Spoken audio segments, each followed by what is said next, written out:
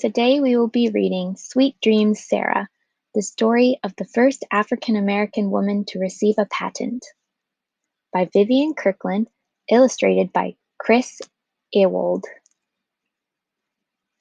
Before the Civil War, Sarah obeyed her owner. Hurry up, eyes down, don't speak. Slaves were property, like a cow or plow or the cotton that grew in the master's fields. But every day Sarah dreamed of a different life. A husband, a family, a job that she loved. Her father was a carpenter. With a hammer in his hands, he could build anything. Sarah thought she could too.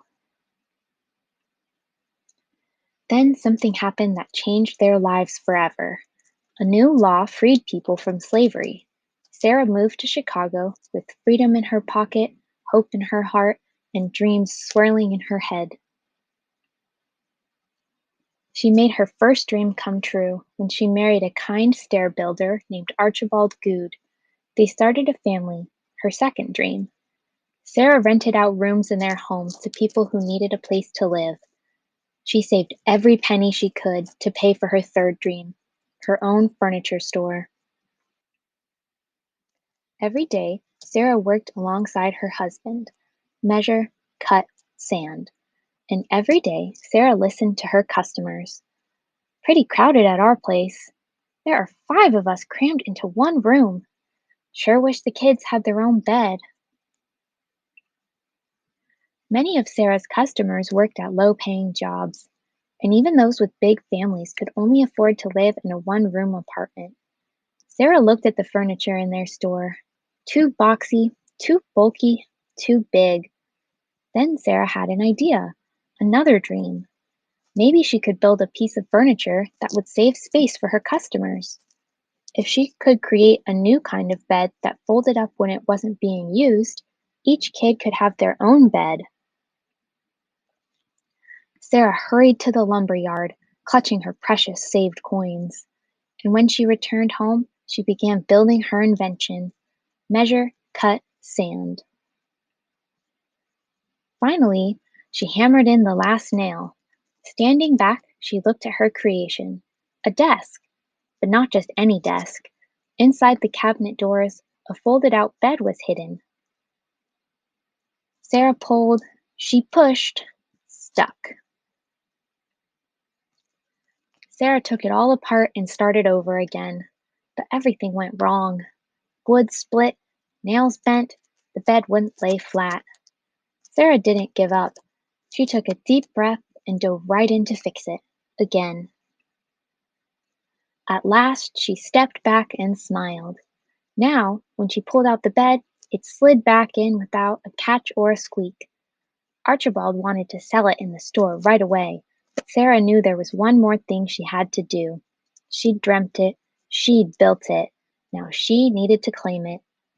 Sarah needed to get a patent.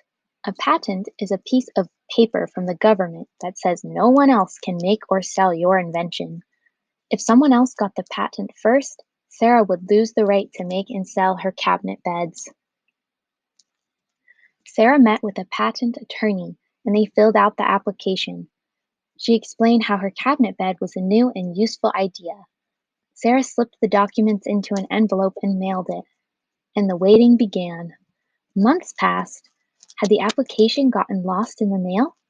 Had they found out she was a woman, or that she was black? Sarah knew some people thought a woman should stay at home and cook and clean and take care of the children. She knew that others believed if she had dark skin, she didn't have a right to own anything, and certainly not a patent. But Sarah knew better. After a year, a letter finally arrived. Denied. There were already patents on similar inventions. Sarah needed to prove hers was different. Carefully, she changed a word here and a sentence there, explaining more about her unique mechanism, the idea that had come to her so long ago.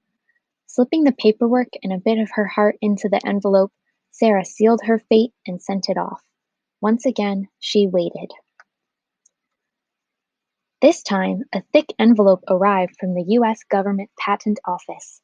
Sarah took a slow, deep breath. She slid out the papers. She read out loud, S.E. Good, cabinet bed, number 322,177, patented July 14, 1885. Staring at her name in print, Sarah proudly traced each letter. Her idea, her invention, her name in history. She had built more than a piece of furniture. She had built a life far away from slavery, a life where her sweet dreams could come true. The end. I hope you enjoyed reading Sarah's story with me.